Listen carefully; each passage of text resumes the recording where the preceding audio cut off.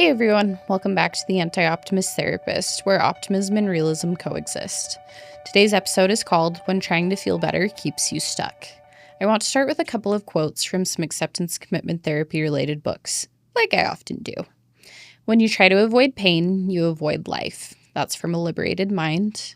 And from ACT Questions and Answers, ACT is not about feeling better, it's about living better. We all want relief from stress, from shame, from that gnawing sense that something just isn't right. And most of us assume that feeling bad is the problem, so we chase fixes, the scroll, the drink, the spreadsheet, the next self-improvement plan. We try to control our thoughts, numb our feelings, avoid our fears, not because we're shallow, but because we're hurting. And somewhere along the way, we absorb the message, if you're still in pain, something must be wrong with you. But what if that's not true? What if pain isn't the enemy? What if trying to feel better is the very thing that keeps us stuck?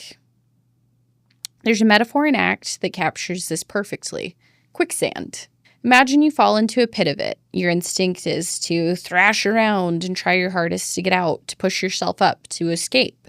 But the more you struggle, the faster you sink. And sometimes I'm like, is this real? Or is this just in cartoons? But it's a real thing. The only way out, stop fighting. You lie back and try to float. It's completely counterintuitive. It just feels like giving up. But it's actually the first real movement toward freedom. Experiential avoidance is like that. The harder you try to control or outrun your pain, the more entangled you become. Because every time you avoid a hard feeling, you teach your brain, this is dangerous. And avoidance becomes your default mode. But avoidance doesn't just bury pain, it buries possibility. In 1938, British Prime Minister Neville Chamberlain returned from a meeting with Adolf Hitler, holding a piece of paper he believed would prevent war. Germany had been expanding aggressively. Tensions in Europe were rising. But rather than confront Hitler directly, Chamberlain chose a strategy called appeasement, agreeing to let Germany annex parts of Czechoslovakia in exchange for a promise of peace. He stood before the press and proudly declared, "Peace for our time." What he really wanted was relief from the fear of another world war, relief from uncertainty, relief from the emotional and political cost of conflict. But avoiding pain doesn't make it go away. It just gives it more room to grow. Hitler broke the agreement within months, and World War II erupted anyway. Only now it was worse because avoidance had brought him time to prepare. We do this on a smaller scale all the time. We think saying yes will prevent the argument, that silence will keep the peace, that pretending not to notice what's wrong will make it less real. But history and life keep teaching us pain postponed is rarely pain prevented. Avoidance feels like control, but it's actually disconnection. Disconnection from truth, from risk, from growth. If you spent more than 5 minutes on Instagram lately, you've probably seen someone's beautifully curated dopamine menu. It's usually a cute pastel infographic with a list of wholesome, soul-nourishing activities like take a walk, journal, drink lemon water, breathe deeply, light a candle, and stretch to acoustic Taylor Swift. And look, I'm not knocking it. There's a place for all of that. But I also think someone needs to make a dysfunctional dopamine menu, because that's what most of us default to when life gets too loud. Lately, mine would look something like raspberry shake, sweet potato fries, doom scrolling in a twisted posture, buying another productivity app I'll never open, lying face down in bed, watching Real Housewife reruns. Just kidding, I've never actually watched that. But I know a lot of people do. Eating a pound of cinnamon bears like I'm on a dare. The last one, not hypothetical. It's a once-in-a-year event that always feels like a good idea. Until about half the bag in. The point is, we all avoid. We all try to feel better now, even if it doesn't actually help. And while fries and a shake aren't the worst coping skill in the world, when feel better becomes the mission statement of your life, you start to lose touch with what matters. Avoidance isn't always dramatic. Sometimes it's subtle. Wrapped in sugar, delivered in 2-day shipping. That's my guilty pleasure. And it keeps you numb. comfortable, stuck. In the wake of the Great Recession, many people didn't just lose homes or jobs, they lost their sense of identity. And for some, spending became a way to feel powerful again. To pretend to not feel the fear and shame creeping in at night. It's not because they were dumb, it's because they were hurting. We don't escape pain by avoiding it, we compound it. We rack up debt to avoid discomfort, only to find the bill eventually comes due. We isolate to avoid rejection, only to feel lonelier. We numb to avoid the ache, only to find we've dulled all the joy too. The more we try to avoid pain, the more life we miss. Abraham Lincoln is remembered as one of the greatest leaders in American history. But beneath the speeches and legacy was a man who carried profound emotional pain. He lost his mother at age 9, and later, 2 of his children died.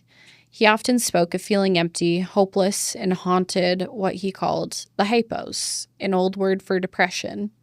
Today, we probably would call it clinical depression. Back then, there was no diagnosis, no treatment plan, no name for it, just pain. And Lincoln didn't avoid it, he lived with it. He wrote poetry about sorrow. He let his grief show. He even told close friends that he sometimes feared he wouldn't survive it. But he did.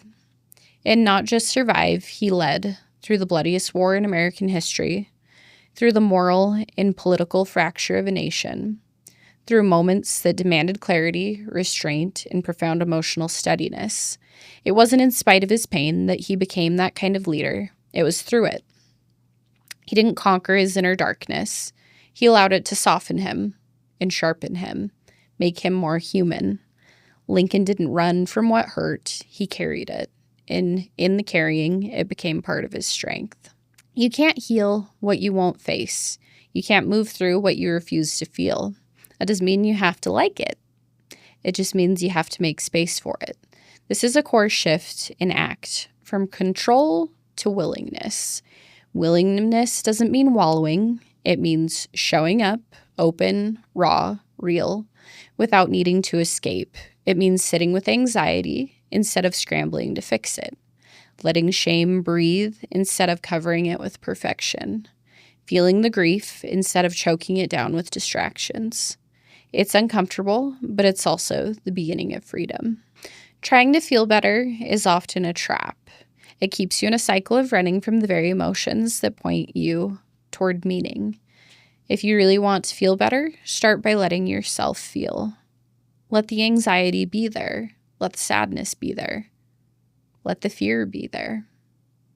Not as a sign you've failed, but as a sign you're still in the game.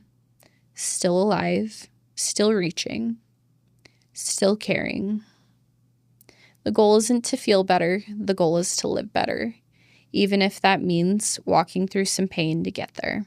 If this resonates and you're someone who's tired of overthinking everything, tired of questioning your worth, tired of feeling like you've done the work but still feel stuck, you might be a perfect fit for my group program, The Fulfillment Formula. It's a 12-week therapy group for high-achieving women who are ready to stop living by anxiety, guilt, and perfectionism and start building a life that actually feels meaningful. We focus on the exact kinds of skills we talked about today: noticing your inner critic without obeying it, stepping out of your old self stories, learning how to live from your values, not just your fear. It's evidence-based, deeply supportive, and built for women who are smart, self-aware, and still stuck. If that sounds like you can learn more and apply at my website, theantioptimisttherapist.com. Coming next time, even after you stop obeying your thoughts, the emotions still come. You try to escape them through control, through distraction, through grit. But the more you try to fight them, the louder they get. The more you chase relief, the more suffering takes root. Eventually you hit a wall, not because you're weak, but because the strategy stops working. In that moment where nothing you've tried has worked isn't the end of the road, it's the beginning of a new one. Next time we're going to be talking about the power of giving up strategically. What if giving up control is the first step toward real change?